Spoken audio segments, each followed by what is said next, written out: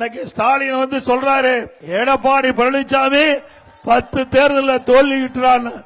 ஸ்டாலின் அவர்களே, நீங்க 2011 ஒப்பா இருக்கின்ற பொழுது எதிர்கட்சி வர முடியல, எதிர்கட்சியா கூட வர முடியல. ஆனா எங்களுடைய தலைவர் அம்மா மறைவுக்கு பிறகு பிரதான எதிர்கட்சியா அண்ணா திமுக வந்தது. அண்ணா திமுக 66 இடங்கள் வெற்றி பெற்றது.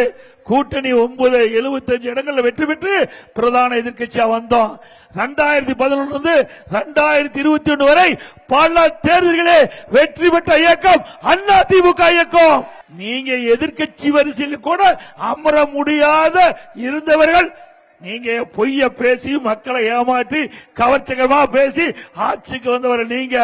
இந்த 5 ஆண்டுல மக்கள் பட்ட துன்பம் வேதனைகள் அத்தனையும் இன்றைக்கு வருகின்ற சட்டமன்ற தேர்தல் மூலமாக வெளிப்படுத்துவாங்க.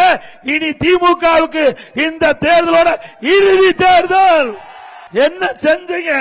5 ஆண்டு காலம் உங்களுடைய ஆட்சியில மக்களுக்கு கிடைத்த பலன் என்ன? என்ன நன்மை கிடைச்சது? ஒண்ணு, உங்க குடும்பத்துக்கு நன்மை கிடைச்சது. கொள்ளையடித்த பணத்தை நீங்க நல்லா பாதுகாப்பா வெளிநாட்டில் வச்சிருக்கிறீங்க.